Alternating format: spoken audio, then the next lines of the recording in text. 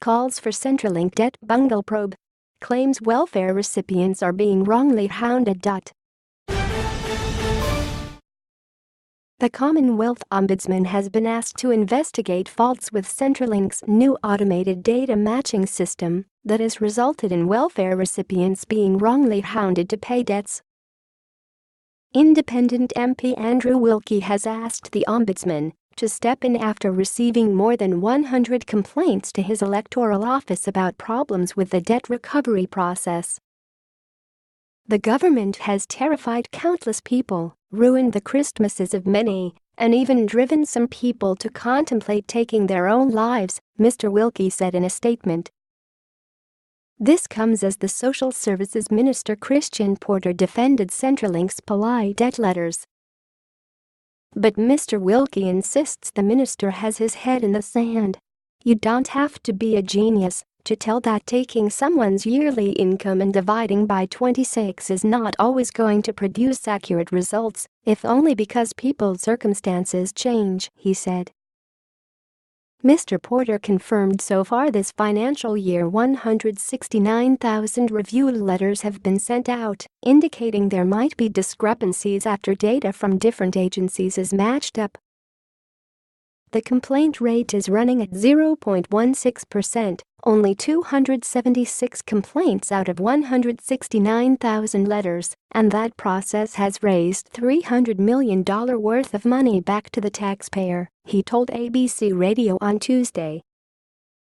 The federal government is looking to claw back $4 billion in overpayments. Mr. Porter characterized the letters as polite. He declined to provide the number of people who are challenging the debt letters. Mr. Porter said the letter asks people to provide more information which they can do online. He dismissed claims there were problems with the Centrelink website.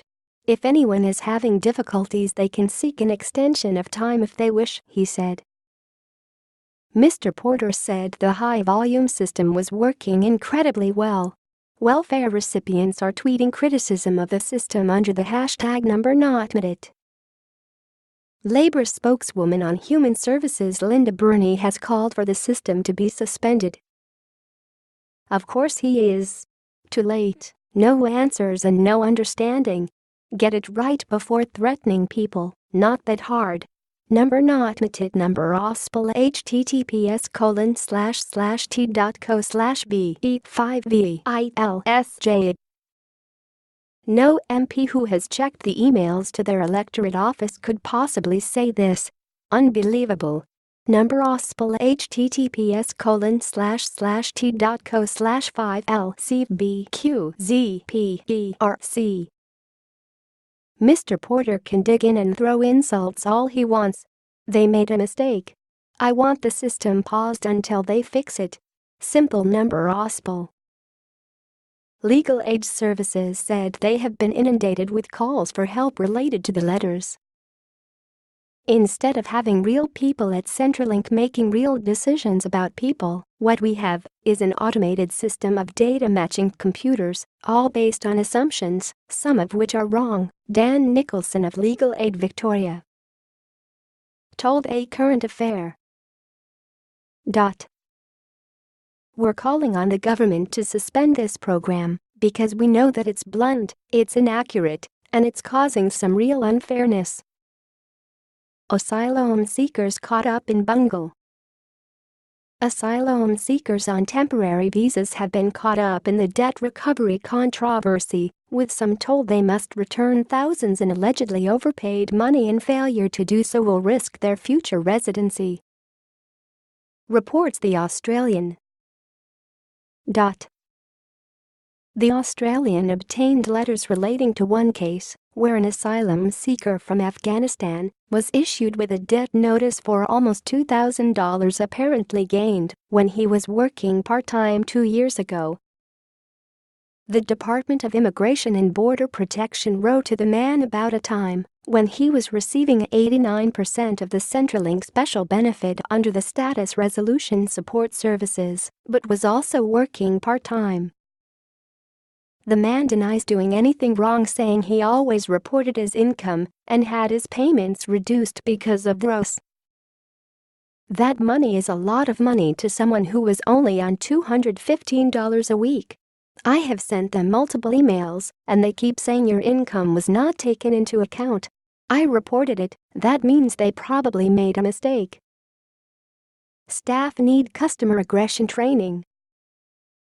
Centrelink staff are set to receive advanced customer aggression training as a result of the letters sent out by the government. ABC News reported. The Department of Human Services, which has responsibility for the welfare agency, recently approached private contractors to provide the training. In a contract tender released before Christmas, the department said it was seeking providers suitably qualified to deliver a high quality of advanced customer aggression training services to the department's customer-facing staff, team leaders and managers. But the Department of Human Services says the training, which will be provided to Centrelink, Medicare, and child support staff, is not a new idea. All customer-facing staff and managers are required to attend training every 4 years to reduce and manage customer aggression, and the Human Services Capability Framework released last year identified customer service and dealing with customer aggression as a priority initiative, Department of Human Services spokesperson Hank Johnson told the ABC. He said staff are given techniques to de-escalate situations, including ways to effectively defuse and resolve conflict.